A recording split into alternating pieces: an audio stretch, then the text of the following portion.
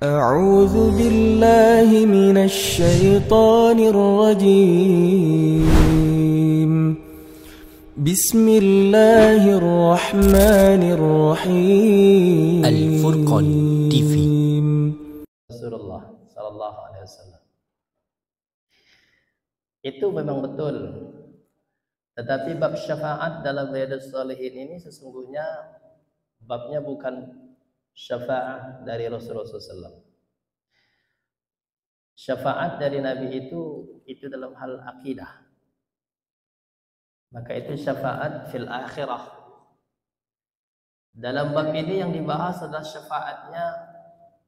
syafaat dalam hal muamalah, hubungan kita dengan sesama manusia. Ada syafaat juga hubungan kita antara sesama manusia. Dan yang dimaksud dalam bab ini adalah syafa'atu fid dunya, syafaat di dunia. Ya, jadi ada syafaat di akhirat, itu syafaatnya Rasul SAW, atau syafaat yang lain, atau puasa dan Al-Quran itu juga bisa memberikan syafaat kelak di yaumil akhir. As-siyam wal Quran yashfa'ani, kata Nabi SAW. Puasa dan Al-Quran itu bisa memberikan syafaat nanti kelak di yaumil akhir. Ya, puasa itu bisa memberikan syafaat. Al-Quran bisa memberikan syafaat. Nanti di yaumil akhir Al-Quran itu datang kepada Allah dengan menyampaikan kepada Allah, ya Rabb, kata Al-Quran, mana'tuhu minan naum. Wahai Rabb, wahai Allah, aku telah menghalangi dia untuk tidak tidur pada malam hari karena membacaku, kata Al-Quran. Fasyafi'ni fihi, maka berikan syafaatku kepadanya, yang membaca Al-Quran. Al-Quran itu bisa memberikan syafaat kelak di yaumil akhir. Itulah sebabnya melalui hadis itu juga para ulama mengatakan Al-Quran itu afdolnya bacanya siang apa malam? Malam. Karena dalam hadis itu mengatakan Al-Quran datang kepada Allah, ya Allah, aku telah menghalangi dia untuk tidak tidur pada malam hari karena membacaku. Maka berikan syafaatku kepadanya. Sehingga membaca Quran itu afdolnya malam, walaupun siang juga bagus. Ya, kalau nggak sempat siang, malam baca Quran. Ya, yaitu syafaat akhirat. Termasuk syafaat Rasulullah Sallallahu Alaihi Wasallam, orang yang banyak berselawat mendapatkan syafaat dari Nabi Sallallahu Alaihi Wasallam nanti kelak di yaumil akhir. Nah, dalam bab ini syafaat yang dimaksud di sini bukan syafaat yaumil akhir, tapi syafaat fid dunya, syafaat di dunia, yaitu syafaat dalam hubungan kita bermuamalah. Maknanya sebenarnya hampir sama, maknanya sama dengan syafaatnya Rasulullah SAW atau syafaat yaumil akhir, sama maknanya dengan syafaat fid dunya.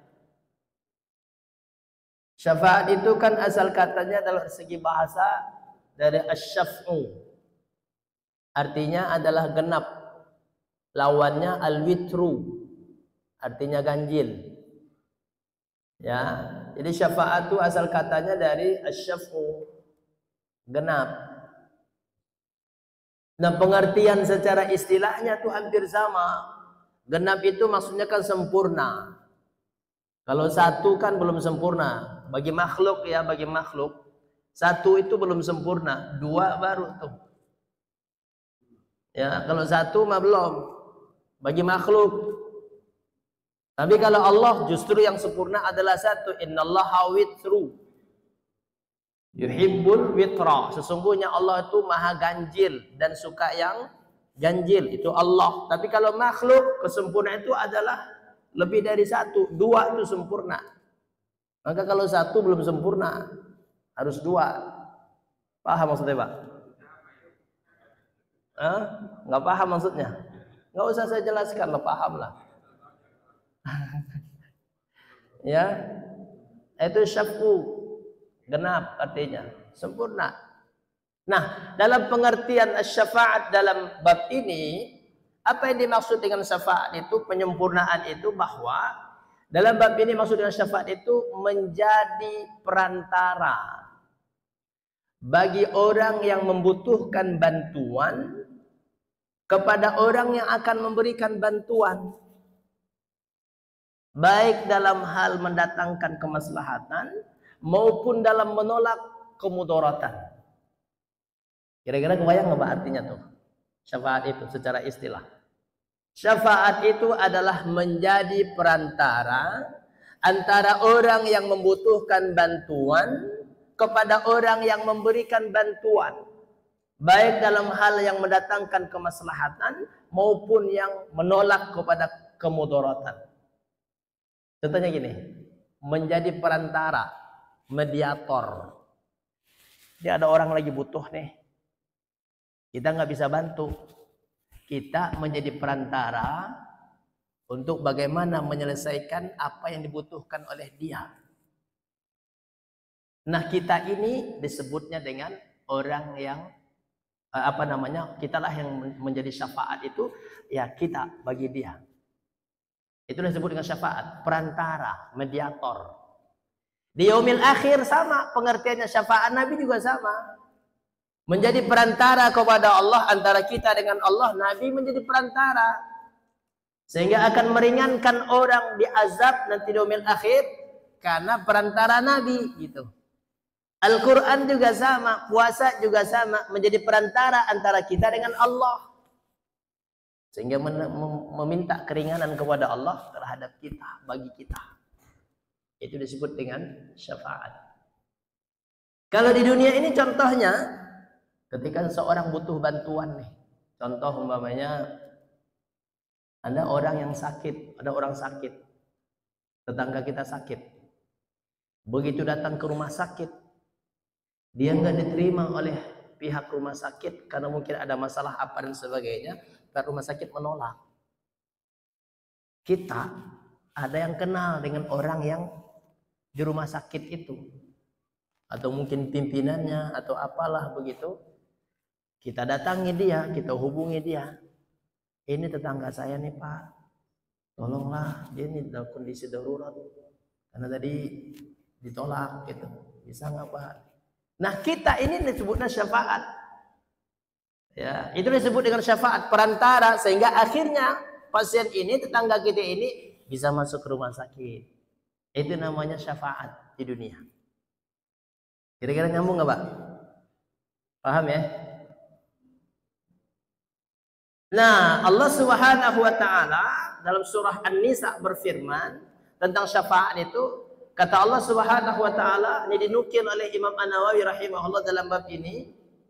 Allah Subhanahu wa taala berfirman, "Man yashfa' syafa'atan hasanatan yakun lahu nasibun minha."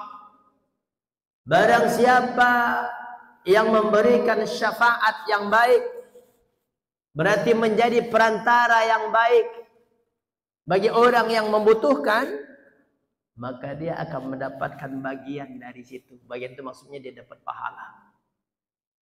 Menjadi perantara kebaikan doang kita.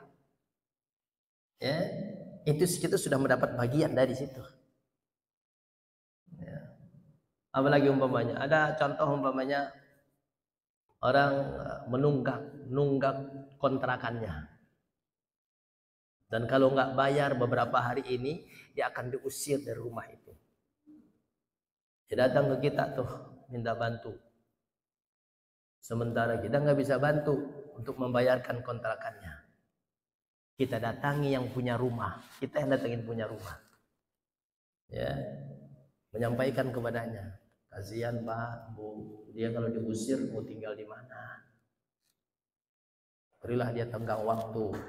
Sebulan ke 2 bulan lagi beri tenggang waktu dianya. Akhirnya orang rumahnya mau, kitalah yang menjadi syafaat itu, dan kita mendapat pahala dari kebaikan orang yang memberikan bantuan tersebut. Itu disebut dengan syafaat. Jadi menjadi perantara dalam setiap kebaikan. Tapi syafaat itu adanya hanya dalam kebaikan, tidak ada dalam keburukan. Selanjutnya ayat tadi kebalikannya, lanjutan ayat itu, wa man yashfa', syafa'atan sayyi'atan yakun lahu kiflun minha. Sebaliknya kata Allah, orang yang menjadi syafaat dalam keburukan, maka dia juga mendapat bagian dari keburukan itu. Ya. Maka syafaat dalam Islam adanya dalam kebaikan. Kalau ada orang melakukan dalam keburukan, haram hukumnya. Ada orang nih, ada seorang perempuan sudah dipinang sama seorang laki-laki. Orang yang ketiga ini suka juga dengan perempuan itu. Datanglah dia kepada seorang yang berpengaruh. Dia bilang sama orang ini, saya suka dengan wanita itu, bisa nggak bantu saya? Tolong kasih tahu sama orang tuanya. Udah sama saya aja. Oh, miskin itu dia, saya aja. Gitu, umpamain contoh nih. Ya, kalau sinetron kan begitu tuh. Iya, sinetron begitu. Saya aja, saya kaya, saya punya semuanya. Tolong sampein, bisa nggak? Orang yang dimintain tolongnya ini, orang yang memberikan syafaat ini haram hukumnya kalau dia mendatangi orang itu. Kenapa haram hukumnya? Karena wanita yang sudah dipinang, haram hukumnya dipinang oleh saudaranya yang lain. Jadi kalau ada ungkapan dalam bahasa kita ini, sebelum janur kuning melengkung, itu masih bisa untuk kita rebut. Salah itu kalimatnya. Janur kuning itu kan sudah mau hari itu nikah kan? Nggak boleh, berarti dia sudah dipinang. Kalau sudah dipinang, maka haram hukumnya laki-laki lain meminang dia. Nah ini orang karena dia suka minta tolong kepada orang seorang pengaruh untuk mendatangi keluarganya. Kalau dia lakukan itu, haram hukumnya. Itu namanya memberikan syafaat dalam keburukan. Dosa dia. Dosa orang itu, dan orang yang membatalkan juga dosa.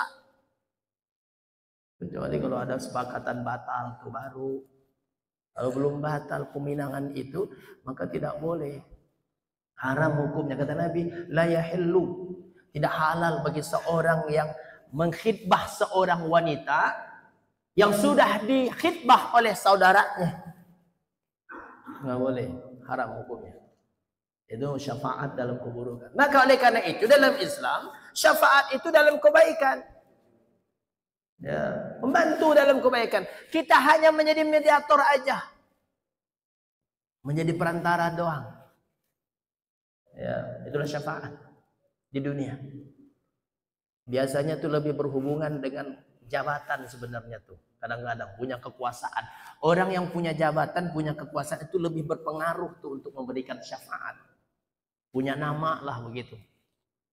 Ya, atau ustadz. Ustadz juga kadang-kadang juga didengar juga omongannya. Nah, kadang-kadang orang datang ke ustadz, saya minta tolong ustadz, saya lagi ada keperluan butuh banget nih. Bisa nggak Ustadz bantu untuk nyampein ke orang itu? Nah, kalau dalam kebaikan, bagus tuh Ustadznya menjadi syafaat buat dia. Tapi kalau dalam keburukan, jangan, haram hukumnya. Ya. Jadi orang punya pengaruh itu, punya nama, itu paling berpotensi untuk memberikan syafaat. Dan pahalanya luar biasa di sisi Allah. Mungkin dalam ayat Allah yang mengatakan, wala yakhuddu ala ta'amil miskin. Saya rasa pemahaman ayat ini bisa termasuk orang yang berikan syafaat. Ara'aita alladhi yukadzibu bid-din, fadzalika alladhi yad'u'ul yatim wa la yahuddu ala tu'amil miskin. Kata Allah, orang yang tidak mau menganjurkan orang lain untuk memberi makan fakir miskin, orang miskin. Itu kan berarti dia cuma perantara. Nyuruh orang gitu maksudnya. Ini ada orang kaya nih. Orang kaya, Pak, kasih makan tuh orang miskin. Kasihan, Bapak kan kaya, kasih makan, bagi-bagilah. Dia ngomong kepada orang kaya ini. Allah katakan orang kalau nggak mau ngomong begitu doang tuh, sebut pendusta agama. Makanya saya rasa orang inilah menjadi syafaat kepada orang kaya itu agar dia memberikan hartanya kepada orang yang miskin. Makanya Allah katakan pendusta agama kalau orang tuh nggak mau melakukan itu. Dia tidak mengeluarkan harta, dia cuma ngomong sama orang. Makanya ustadz tuh pada berkah, karena ustadz tuh ngomong doang. Betul nggak Pak? Banyak yang gitu ngomong, wah Ustaz cuma ngomong doang. Jadi Ustaz yang ngomong lah, kalau nggak ngomong gimana? Yang doangnya ini yang nggak enak. Ya, jadi perantara dalam kebaikan.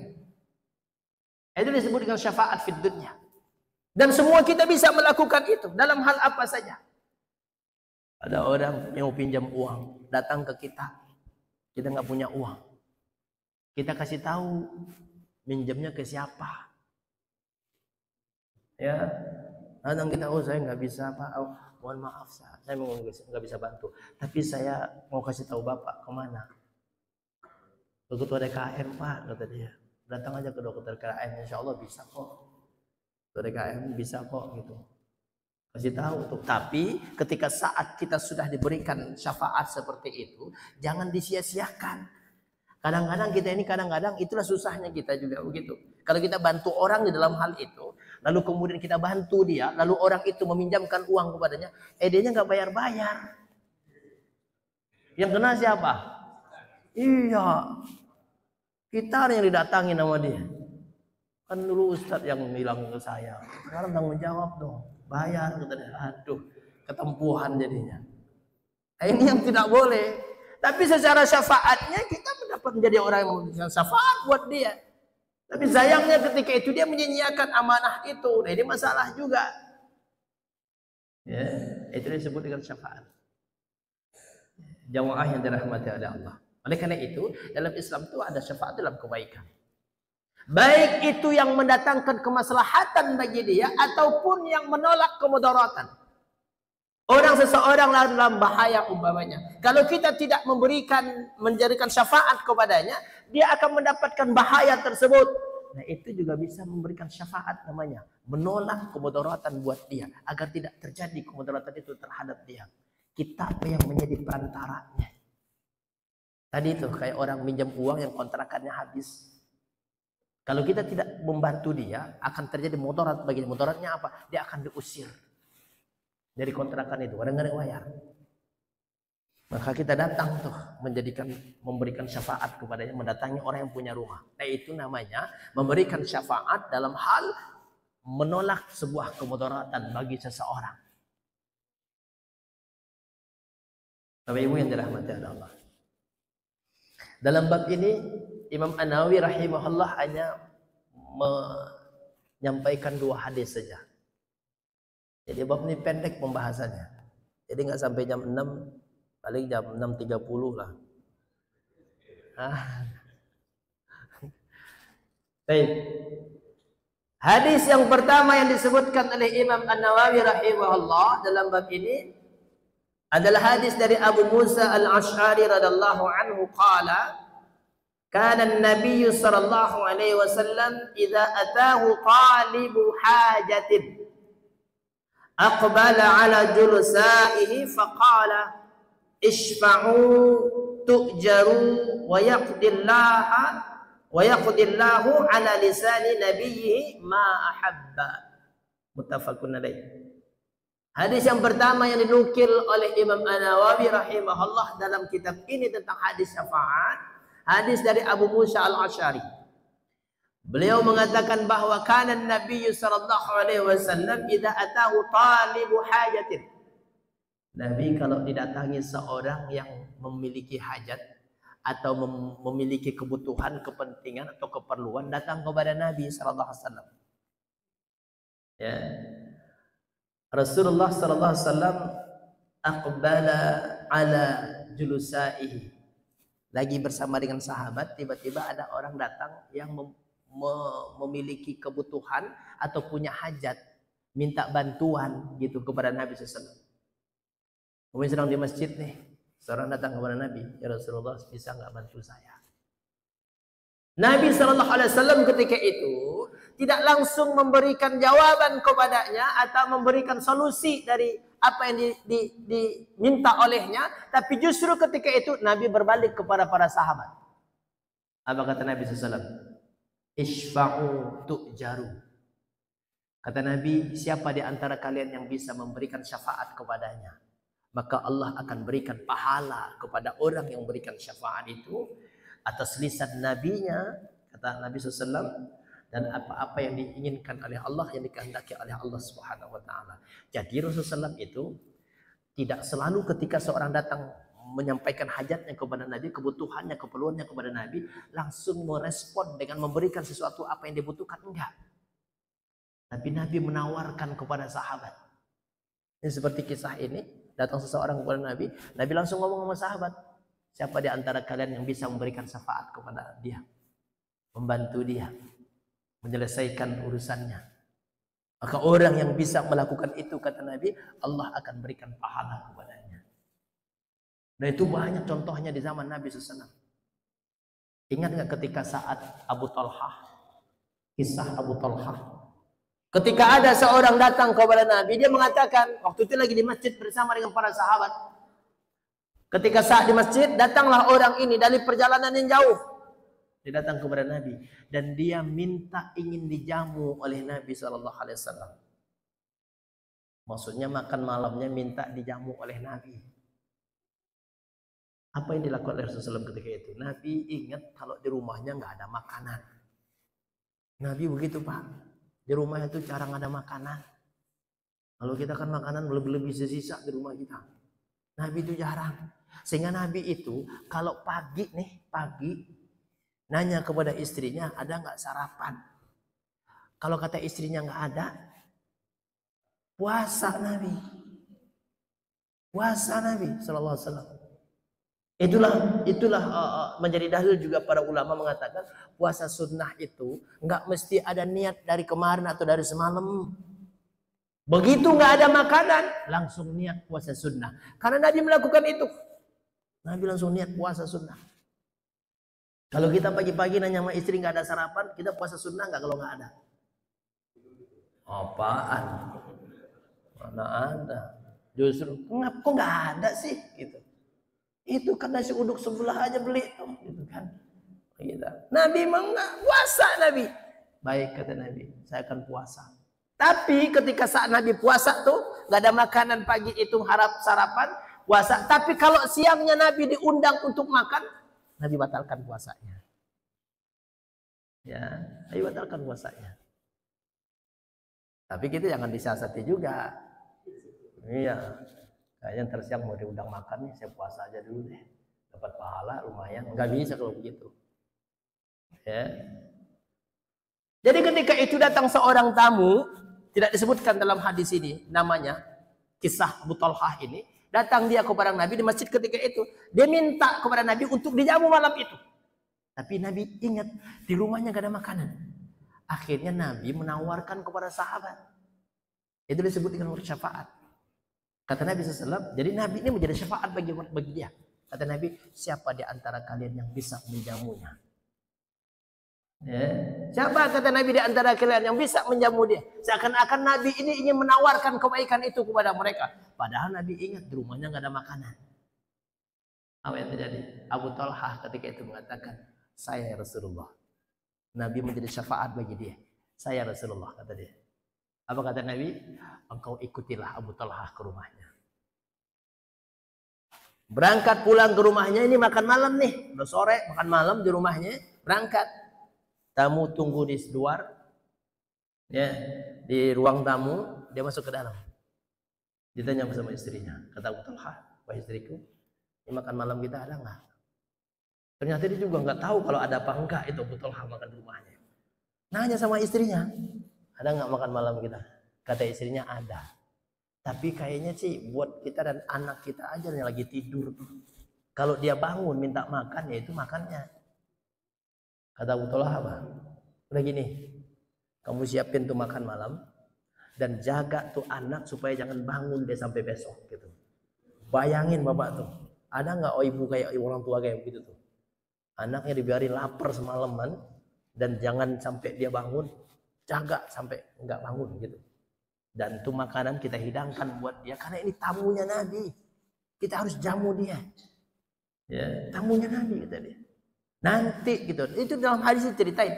Nanti pas ketika saat makan matiin lampu. Matiin lampu. Udah dihidang nih, matiin lampu. Ya, nggak tahu tuh makannya gimana gelap-gelapan begitu tuh. Pokoknya dalam hadis itu dikisahkan begitu, matikan lampu. Sehingga ketika saat makan bersama tuh, ini tamu makan. Mereka juga seakan-akan, si Abu Talha juga seakan-akan makan, piring aja dimainin, kerentang, lagi makan juga gitu. Kisahnya begitu. Ya. Ternyata Abu Talha juga makan. Yang makan siapa? Tamunya doang. Abu Talha dan keluarganya nggak makan. Karena makan itu hanya cukup buat dia. Ketika hal itu disampaikan kepada Nabi SAW, Allah memuji itu keluarganya Abu Talha. Sebagai ulama mengatakan itulah asbabul nuzulnya surah Al-Hasyr. Walladzina tabawwa'u ad-dara wal imana min qablihim yuhibbuna man hajara ilaihim wa la yajiduna fi sudurihim hajatan mimma utu wa yu'thiruna 'ala anfusihim walau kana bihim khasasah. Itu pujian Allah terhadap keluarganya Abu Talha. Wa yu'thiruna 'ala anfusihim walau kana bihim khasasah. Kata Allah, dia mendahulukan saudaranya dibanding dia, walaupun saat itu dia juga sangat butuh banget, orang belum makan, tapi didahulukan yang lain. Kira-kira kita sanggup nggak kayak Abu Talha itu? Hah? Sanggup ya, insya Allah. Tapi kan kita nggak ada makanan, gampang tinggal di WA, online langsung, koput gitu. Ya, tapi ini kisah luar biasa nih. Bagaimana Nabi kisahnya memberikan syafaat kepada orang tersebut, dan orang yang memberikan bantuan itu juga Allah puji. Luar biasa. Itulah disebut dengan isar. Dalam ukhuwah itu, Islamnya, ukhuwah Islam yang paling tinggi itu adalah isar. Itu tadi, wayuk siru. Isar itu mendahulukan saudara kita di atas kepentingan kita. Luar biasa, teman. Ya. Dalam perang Uhud juga dicontohkan tentang isar. Bahkan saya baca sebuah kisah tentang isar ini luar biasa. Antara seorang sahabat Salman Al-Farisi dengan Abu Darda. Salman Al-Farisi dengan Abu Darda. Ini kan sahabat Nabi dua-duanya luar biasa. Abu Darda ini orang Madinah asli. Salman Al-Farisi ini orang Persia yang hijrah datang ke Madinah. Ya. Ini yang memberikan syafaat juga nih, yang mengantar makan makanan ini beri syafaat nih. Pahalanya besar ini. Walaupun cuma ngantar-ngantar doang, pahalanya gede. Apalagi kalau di ustadznya juga ada, gede lagi pahalanya. Ya. Baik, sampai di mana tadi?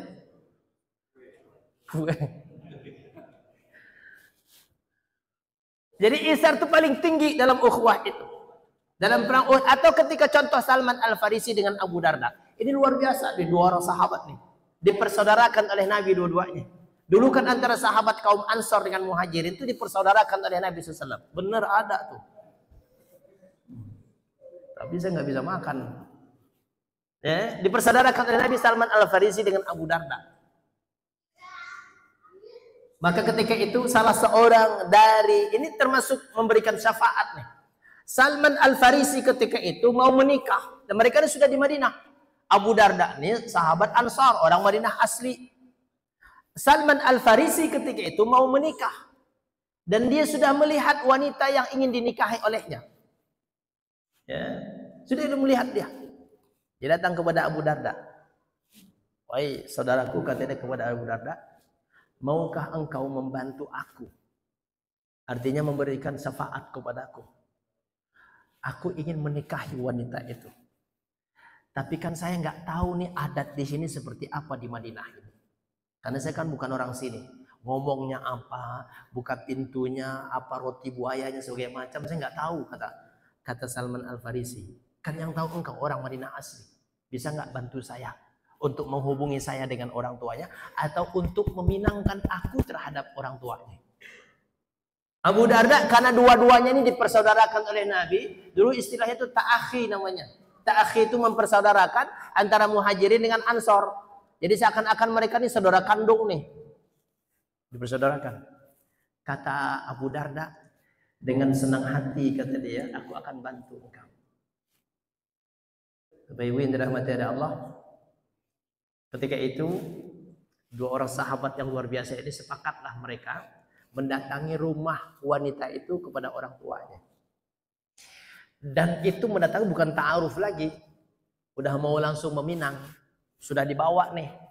Pinangannya itu yang untuk meminang perempuan ini sudah dibawa oleh Salman dan Abu Darda datang ke rumah wanita itu. Begitu datang ke rumah wanita itu, karena yang menjadi syafaatnya ini Abu Darda nih. Yang bicara adalah Abu Darda, karena Abu Darda ini orang Madinah asli. Dan dia paham bahasa di sana dan bagaimana dan sebagainya, bahasanya apa? Abu Darda kan orang sono. Biasa kan begitu, yang lebih tahu tuh orang situ. Bicaralah Abu Darda kepada orang tua atau laki-laki atau bapak dari wanita ini. Ngomonglah Abu Darda. Dia katakan awalnya ini sahabat saya namanya Salman Al-Farisi. Dan dia juga sahabat Nabi yang luar biasa, kata dia, yang mengusulkan dalam perang Khandaq gitu. Pokoknya disanjung-sanjung lah, dipuji-puji lah nih Salman Al-Farisi oleh Abu Darda supaya pinangannya itu diterima. Ngomong tuh Abu Darda. Selesai Abu Darda bicara, Salman Al-Farisi nggak ngomong, dia hanya mendengarkan. Kan dia calonnya, dia dengar aja. Abu Darda ngomong. Akhirnya bapaknya mengatakan gini, saya sangat bahagia dan senang ketika kedatangan dua sahabat Nabi SAW yang luar biasa ini, kata bapaknya. Sambutannya luar biasa. Tapi kata dia, kan yang akan menikah itu adalah anak saya. Jadi saya tanya dulu kepada anak saya, apa jawaban dia. Ketika itu istrinya dan anaknya di balik tirai. Dulu Pak, kalau meminang, ta'aruf, itu perempuannya nggak kelihatan. Ada tirainya, nggak kelihatan wajahnya. Kalau mau tahu tentang perempuan itu, kalau tirai kayak begini, kan di bawahnya ada lowong tuh. Itu tangannya doang diliatin begitu tuh. Tangan perempuannya. Dari bawah tirai itu diliatin nih tangannya nih. Oh, tangannya gemuk-gemuk nih, subur nih. Itu doang tuh. Serius. Itu doang lihat tangannya. Oh, ini bagus nih jadi biangnya nih. Gitu. Iya. Biang anaknya maksudnya buat ibu anaknya. Bagus nih, gemuk nih, subur nih. Dulu orang nyari yang subur, Pak. Iya. Subur dulu kan orang banyak anak senang. Kalau sekarang kan banyak anak susah dia. Ya. Nah, ketika itu ditanyalah kepada istrinya, kepada anaknya yang ketika itu bersama istrinya di balik tirai itu, yang jawab adalah istrinya. Apa kata istrinya? Kami sangat bahagia atas pinangan ini, kata istrinya, ibu dari anak perempuan ini. Tetapi kata ibunya, singkat ucapannya nih, kata ibunya, anak saya menolak pinangan ini. Ditolak tuh pinangannya Salman Al-Farisi. Tapi kalau yang mengantarkan punya niat yang sama dengan yang diantarkan, maka anak saya menerima yang mengantarkan. Gitu kata dia. Bayangin coba. Itu ujian berat itu. Dia justru malah menerima Abu Darda, Salman Al-Farisi ditolak. Padahal yang mau meminang itu ya Salman Al-Farisi. Coba bisa bayangkan tuh. Apa yang terjadi ketika itu? Apakah Salman Al-Farisi ngamuk ketika itu? Oh, nggak bisa. Ini kan punya saya semua barangnya, nggak bisa. Enggak. Inilah ta'akhi dipersaudarakan oleh Nabi SAW. Apa kata Salman Al-Farisi? Alhamdulillah, kata Salman Al-Farisi, saya juga senang bahwa engkau yang diterima. Apa kata Salman? Ambillah semuanya ini, engkau pinanglah dia untuk istrimu. Tapi Abu Darda juga punya perasaan, nggak kayak kita. Oh, oke kalau begitu. Kalau kita kan begitu. Oke kalau begitu. Abu Darda juga punya perasaan. Dia nggak mau. Ya, bukan memanfaatkan juga. Dia nggak mau. Tapi ini gambaran luar biasa. Satu memberikan syafaat, satu lagi bagaimana isar itu di kalangan sahabat luar biasa. Mendahulukan, nggak marah Salman Al-Farisi. Bahkan dia senang. Bahagia. Kata dia, kebahagiaanmu adalah kebahagiaanku. Kata Salman Al-Farisi. Masya Allah. Makanya kalau meminang hati-hati. Bawanya jangan yang gantengan dari kita. Bahaya nanti. Ya? Itu satu contoh. Dari dalam hadis tadi ketika Nabi SAW, ketika seorang datang kepada Nabi, minta bantuan kepada Nabi, justru bukan Nabi yang memberikan bantuan. Nabi menjadi syafaat. Mengarahkan kepada seseorang untuk memberikan bantuan kepada orang yang membutuhkan bantuan itu. Ya, dan itu biasa dilakukan oleh Nabi Sallallahu Alaihi Wasallam kepada para sahabat. Hadis yang pertama. Yang kedua hadisnya dari hadis Ibnu Abbas radhiyallahu anhuma dari kisah seorang wanita namanya Barirah. Pernah nggak dengar kisah Barirah itu? Itu kisahnya luar biasa tuh. Itu kisah Barirah itu kisah bucin. Bucin tau nggak Pak? Budak cinta. Bucin tentang budak cinta, tapi bertepuk sebelah tangan. Oh, bucin bertepuk sebelah tangan. Itu kisah Barirah. Barirah itu seorang wanita, sahabat atau sahabiyah di zaman Nabi SAW. Nama suaminya Al-Mughis.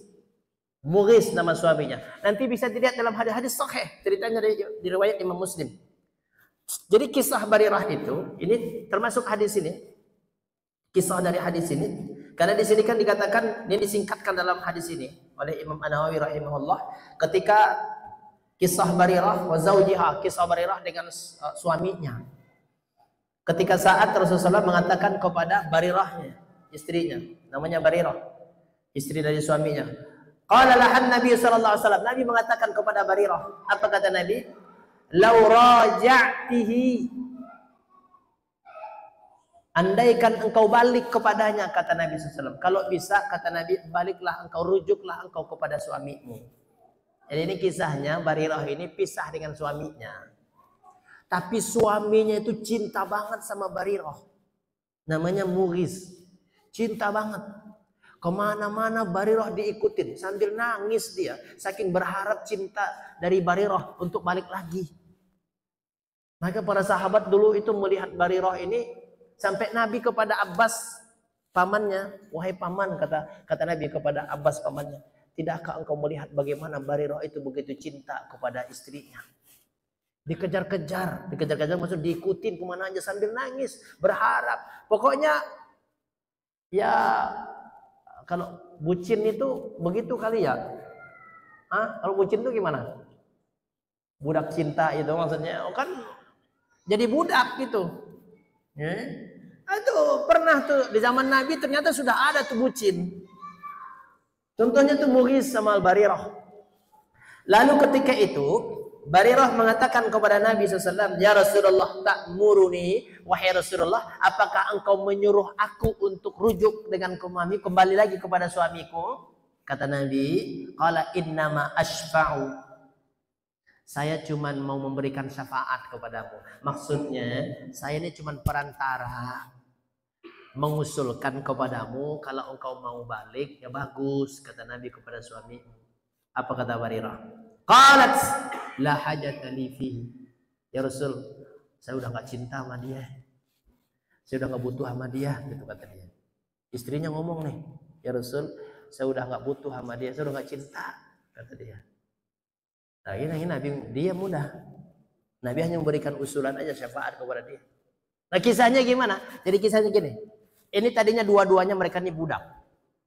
Dan mereka sudah menikah. Barirah dengan Mughis ini dua-duanya budak, mereka menikah. Jadi menikahnya mereka dalam kondisi budak. Ketika satu ketika Barirah pengen merdeka dari budaknya. Didatangkan Aisyah, istrinya Rasulullah, minta dimerdekakan. Akhirnya Aisyah ketika itu membantu Barirah. Akhirnya dia merdeka, bukan budak lagi. Ketika saat dia sudah merdeka, tidak dari jadi budak lagi, disitulah muncul dia nggak suka lagi dengan suaminya, karena suaminya masih budak. Kasihan amat tuh ya. Iya, kisahnya begitu. Ya, sehingga dia mau pisah dengan suaminya, karena dia sudah merdeka, suaminya masih budak. Nah suaminya ini belum bisa merdeka sehingga dia masih ingin dengan istrinya. Begitu cinta kepada istrinya. Sampai dia nangis.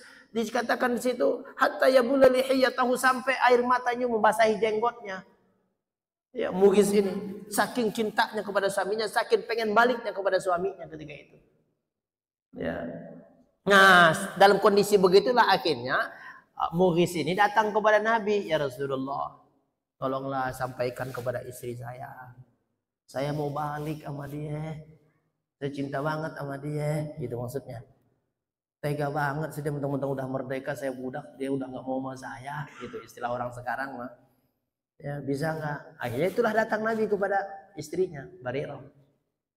Andaikan kata Nabi SAW engkau balik kepada suamimu. Barirah nanya kepada Nabi, ini luar biasa nih sahabat nih Bapak Ibu.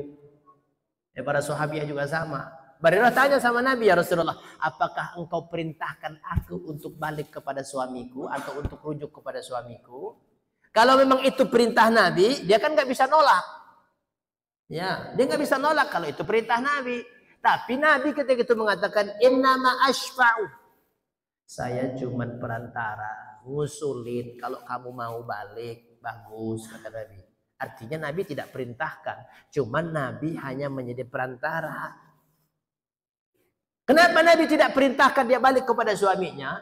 Karena hukum antara budak dengan merdeka itu Pak, itu boleh bahwa memisahkan diri. Dulu begitu. Istri yang sudah merdeka itu boleh ninggalin suaminya yang masih budak. Makanya Nabi tidak perintahkan. Nabi hanya mengusulkan, menjadi syafaat aja. Kalau andainya engkau balik lagi, bagus kata Nabi. Tapi bukan diperintahkan oleh Nabi. Makanya dia tanya, engkau perintahkan aku ya Rasulullah. Kata Nabi enggak, bukan, Nabi tidak jawab enggak, cuman aku hanya menjadi perantara aja, mengusulkan. Kalau bisa baliklah, kata Nabi gitu. Kemudian dia, apa kata istrinya? Saya udah nggak butuh sama dia. Ya udah, Nabi udah nggak bisa apa-apa. Karena perbedaan kedudukan mereka, yang satunya sudah merdeka, yang satunya masih budak. Nah itu boleh istrinya memisahkan diri dari suaminya. Kalau sekarang kan udah nggak ada perbudakan. Jadi kalau ada umpamanya suami istri bermasalah, kita yang memberikan syafaatnya itu bagus. Ada suami istrinya lagi nggak baikan gitu rumah tangganya, datang dia ke kita minta tolong. Karena kalau dia ngomong sendiri kepada istrinya, mungkin istrinya udah nolak, udah nggak mau. Barangkali melalui perantara kita datangi keluarganya atau istrinya, kita datangi. Menjadi mediator kita untuk kembali kepada suaminya. Bolehkah? Bagus memperbaiki hubungan itu. Dan memperbaiki hubungan dua orang yang sedang bermusuhan itu luar biasa. Nanti babnya setelah ini. Islahu bainan nas. Menjadi mediatornya saja itu pahalanya besar. Ya. Tapi sebaliknya juga menjadi provokator juga dosanya besar. Manas-manasin. Suami istri lagi nggak beres. Oh dia malah manas-manasin nama istrinya. Emang suami kamu tuh begitu tuh. Ternyata dia punya tujuan sendiri. Itu nggak beres tuh orang. Iya, itu namanya memancing di air keruh atau memanfaatkan kondisi orang. Itu nggak boleh. Ya, jemaah yang dirahmati. Oleh karena itu, dalam kisah ini bahwa bagaimana ketika saat Nabi itu hanya memberikan syafaat. Contoh memberikan syafaat, perantara dalam sebuah kebaikan. Dan semua kita bisa melakukan itu. Dalam hal apa saja.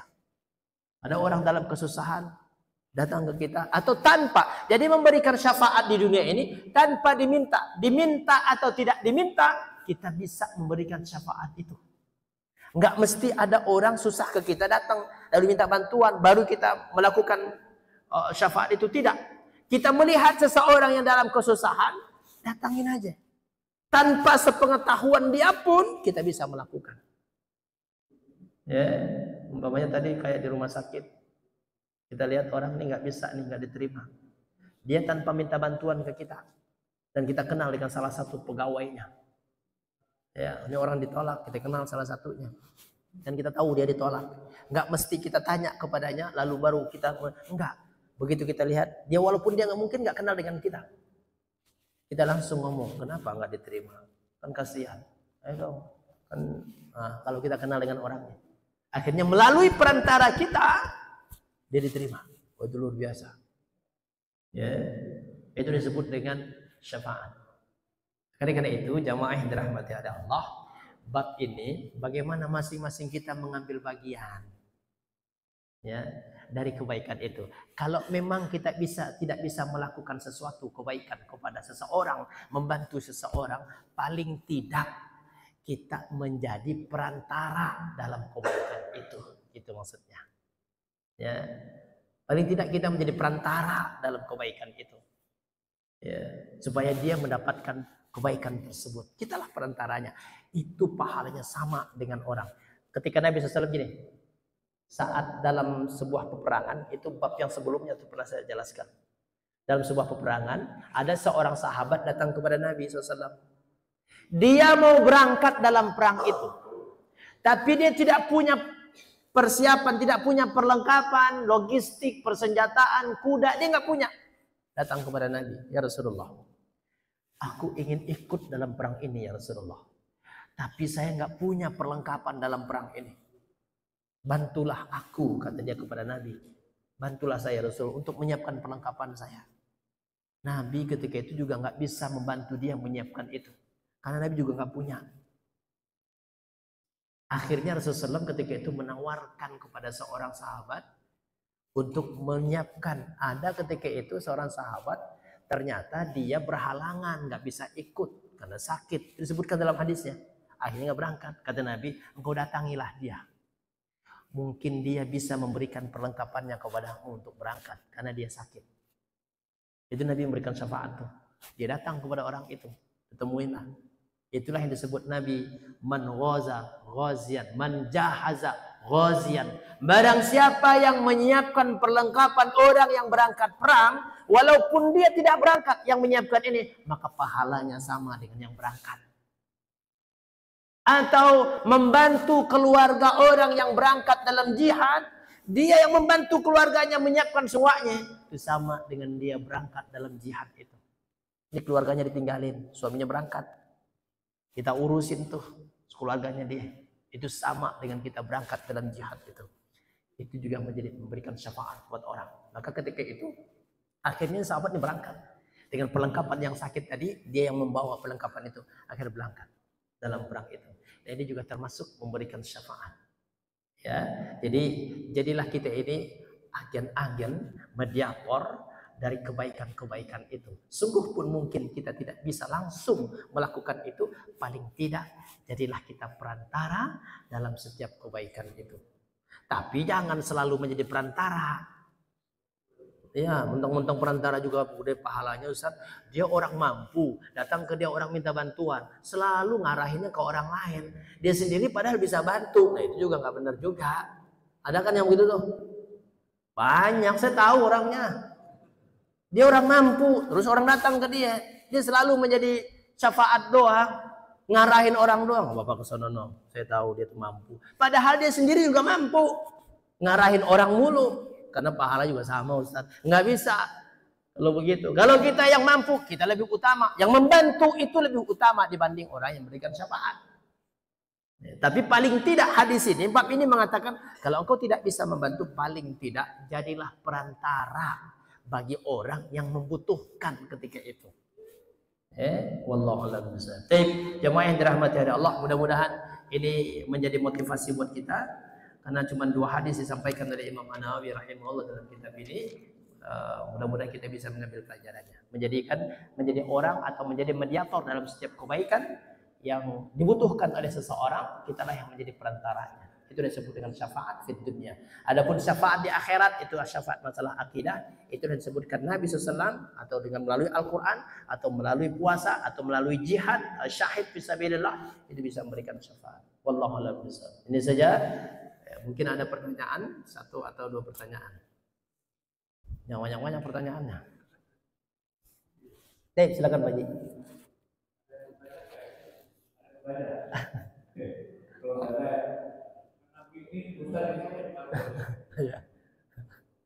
Baik. Waalaikumsalam warahmatullahi wabarakatuh.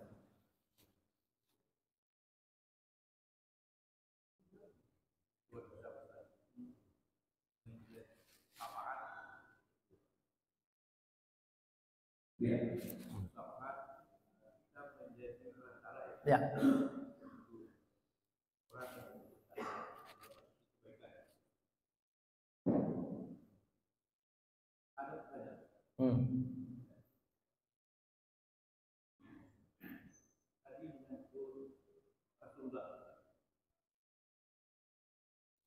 Puasa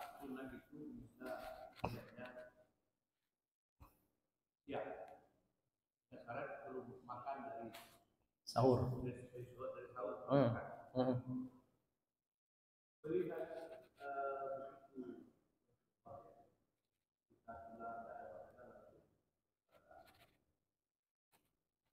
Dulu Nabi itu kan sebelum menikah kan jarang ya. Lamaran saja itu berapa? Ya. Tapi kita lihat kita itu sering sekali Nabi waktu perang Badar itu urutnya dikasih batu. Ya. Ikat batu sama sahabat.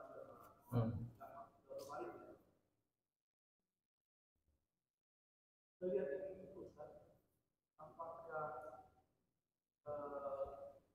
kurang Nabi itu tentunya memakai niat Nabi Allah sementara istri kan banyak Ustaz setelah itu berarti kan istri Nabi yang lain sudah berpuasa Nabi pun kan tidak ada kerjaan selama di surga terus Pengangguran. apakah Nabi disuplai oleh sahabat untuk kehidupan sehari-hari? Kalau itu benar, berarti kekuatan iman istri Nabi itu luar biasa. Yang kedua, Ustaz, Bororah tadi sama Bariroh Muiz. kalau Bororah ini kan sudah dibebaskan melalui perkara istri Nabi. Sementara suaminya kan belum. Cuma proses gitu kan. Kan tadi minta cerainya si orang ini adalah karena suaminya masih muda. Kalau melihat proses ini, apakah kekuatan iman si orang ini kurang sempurna? Kenapa gara-gara cuma suaminya masih muda dan dibuatkan dia merasa lebih hebat? Apakah kualitas keimanan orang ini lemah? Tidak yakin dia bahwa semuanya kan dari Allah. Masalah muda, kan semuanya sudah tersirat dalam syariat Allah. Apakah keimanan di dalam ini tidak kurang sempurna? Tidak dia berbuat itu.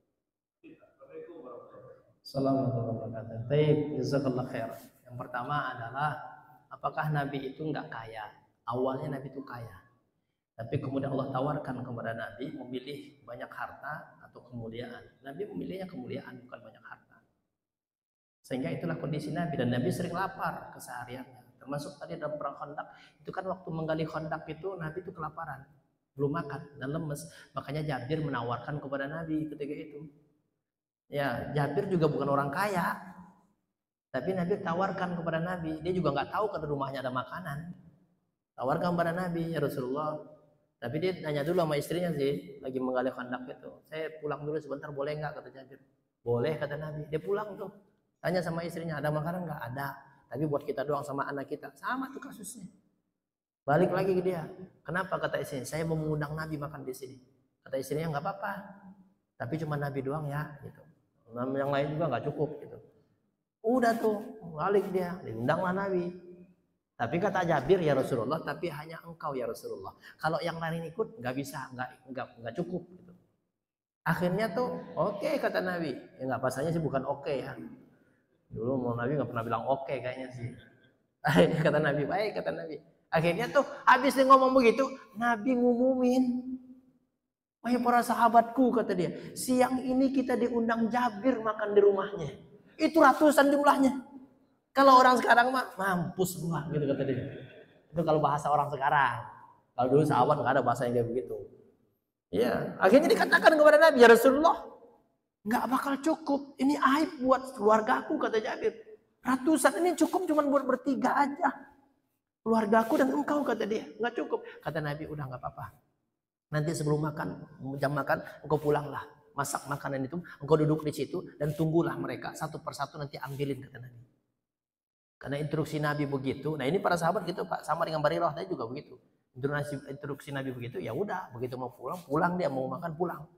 Begitu sampai rumah dia ngomong sama istrinya, halakna, celaka kita istriku, celaka gitu kata dia. Kata Jabir ini, kata istrinya, kenapa? Masa Nabi ngundang semua sahabat ratusan? Ini kan makan cuma segini-gini doang gitu kata dia. Tapi ini istri solehah. Istri solehah itu mensupport suaminya, bukan malah ngedownin suaminya. Istri solehah itu begitu, Pak. Nggak tahu istri kita solehah apa enggak. Kalau suami lagi panik begitu, kalau istri nggak solehah, mampus rasain. Sok sih ngundang-undang orang. Udah tahu makanan sedikit, ngundang-undang orang. Itu kalau istrinya nggak solehah begitu. Belagu kata dia. Makanya mikir kalau mengundang orang gitu. Itu kalau istri sekarang begitu. Tapi kalau istri saya nggak begitu. Tapi akhirnya istrinya solehah. Apa kata istrinya? Ditanya kepada Jabir, siapa yang mengundang mereka? Iya, kata Jabir, Rasul. Kata istrinya, kalau Nabi yang mengundang mereka, udah tenang aja, kata istrinya. Tidak mungkin Nabi akan mempermalukan kita, itu kata istrinya. Itu istri solehah, Pak.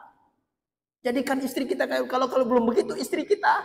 Nah, jadikan kayak begitu, gitu maksudnya. Udah tenang aja kata istrinya. Benar, Pak. Begitu udah waktu makan, Nabi datang dengan sahabat ratusan jumlahnya. Sesuai dengan instruksi Nabi, dia duduk di tempat makanan yang lagi dimasak itu. Kata Nabi, ambilkan satu persatu. Tapi sebelumnya Nabi berdoa. Doa Nabi, setelah Nabi berdoa, barulah kemudian Nabi suruh Jabir ambilkan. Mangkok satu persatu diambilin, disendokin. Setiap kali dia sendok makanan, nggak pernah berkurang. Segitu-gitu aja makanannya. Sampai ratusan yang makan, dan istrinya dan anaknya makan, nggak berkurang tuh makanan. Tapi di hadis itu nggak menyebutkan doanya apa. Yang jelas Nabi berdoa. Kalau disebutin doanya kita hafal semua ntar doanya. Sebelum doa dulu, nggak bisa. Ini mukjizat Nabi. Jadi banyak peristiwa mukjizat Nabi turun terhadap Jabir tuh. Banyak tuh mukjizat Nabi.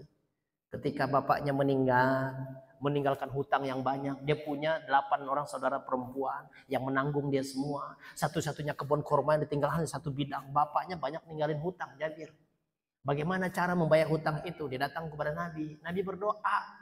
Begitu kurmanya panen, semuanya Nabi berdoa. Sebelum itu panggil orang-orang yang tempat bapakmu berhutang, kata Nabi. Setelah Nabi berdoa, bayarkan kepada mereka. Sama tuh peristiwanya. Dibayarkan tuh kurma itu kagak berkurang-kurang kurmanya. Ya, itu Jabir tuh. Nah, bahwa Nabi itu memang awalnya kaya. Bahkan Nabi itu punya onta merah loh. Onta merah tuh paling mahal dulu. Kalau sekarang kayak mobil apa ya? Lamborghini. Pokoknya yang paling mahal lah gitu. Dulu Nabi punya. Melamar Khadijah, coba bayangkan berapa Nabi dulu. Ya, tapi setelah itu Nabi Allah tawarkan kepada dia kemuliaan. Ya, enak jadi Nabi gitu Pak, ditawarin. Meninggal aja ditawarin sama malaikat maut. Begitu malaikat maut datang, Nabi lagi sakit. Kata malaikat maut kepada Nabi, Allah perintahkan kepadaku untuk bertanya kepadamu. Mau sekarang atau nanti? Enaknya jadi Nabi begitu Pak. Ya. Kalau kita nih ditawarin begitu, walaupun kita udah tua nih, ditawarin mau sekarang apa ntar, apa jawaban kita? Ntar aja lah gitu kan. Tapi Nabi mengatakan, aku ingin segera bertemu dengan Rabbku. Andaikan Nabi katakan ketika itu nanti aja, mungkin Nabi masih ada. Tapi Nabi ingin bertemu dengan Rabbnya. Masya Allah. Yang kedua, tentang Barirah. Apakah Barirah itu nggak punya iman sehingga dia meninggalin suaminya? Satu kasus itu karena perbedaan strata dulu antara budak dengan merdeka, dan itu dibolehkan oleh Nabi SAW. Makanya dia nanya sama Nabi, ini perintahmu wahai Rasulullah apa gimana? Kalau ini perintah Nabi, bukan karena Barirah kurang iman, justru luar biasa dia nanya dulu sama Nabi. Ini perintahmu wahai Rasulullah. Kalau perintah Nabi, kalau Nabi mengatakan itu perintahnya, dia akan taat kepada Nabi, akan balik dia. Cuman Nabi mengatakan saya cuman perantara. Nah di situ kita bisa mengambil kesimpulan bahwa karena perbedaan itu Nabi juga tidak memaksakan dia untuk balik kepada suaminya. Apakah Nabi juga zalim? Enggak zalim. Emang kondisinya begitu ketika kehidupan berbeda strata mereka, dan itu boleh memilih. Perempuan wanitanya boleh memilih ketika itu mau melanjutkan kepada suaminya yang masih budak atau dia melepaskan diri, itu dibolehkan. Hah? Iya. Dibolehkan ketika itu karena perbedaan status itu. Makanya Nabi menghapuskan perbudakan. Nggak ada lagi perbudakan sehingga tidak ada lagi kezaliman seperti itu. Dihapuskan perbudakan. Tapi ketika itu masih membolehkan begitu, maka Nabi tidak perintahkan kepadanya. Saya cuma perantara doang, kata Nabi. Andaikan Nabi mengatakan ini perintahku, Karena keimanan yang luar biasa para sahabat dan sahabiah ini, dia akan taat. Baik gitu. Tapi Nabi mengatakan, itulah ini menunjukkan keimanan Barirah sebenarnya. Anta ta'muruni ya Rasulullah. Ya Rasulullah ta'muruni, apakah engkau perintahkan aku untuk balik ke dia? Ini tanda keimanan Barirah nih. Andaikan tidak memiliki keimanan Barirah ketika itu, dia akan langsung mengatakan, enggak ya Nabi, saya udah enggak cinta sama dia. Ngapain saya balik lagi? Itu kalau dia imannya kurang. Cuman karena imannya bagus, dia tanya kepada Nabi, ya Rasul, ini perintahmu atau bukan? Kalau ini perintah, kata dia, saya akan ikutin. Tapi kalau bukan, ya saya memilih untuk pisah dengan dia. Kasihan banget tuh, begitu. Ya, ditinggalin sama istrinya. Saya nggak boleh buat. Nah sekarang udah nggak ada tuh, karena nggak ada perbudakan. Ya, jangan karena suaminya udah tua, nunggu suka sama Ustaz, udah nggak bisa apa-apa, dia udah saya tinggal, nggak, itu nggak beres itu. Itu nanti namanya meminta minta talak kita apa namanya, wanita yang minta talak itu namanya apa? Saya lupa. Itu haram, tidak boleh, kecuali kalau ada penyebab yang syar'i baru boleh. Tapi kalau sekedar dia nggak bisa apa-apa Ustaz, saya udah minta cerai aja, hati-hati itu. Ya, haram baginya surga. Ya, wallahu a'lam bishawab. Baik, cukup ya.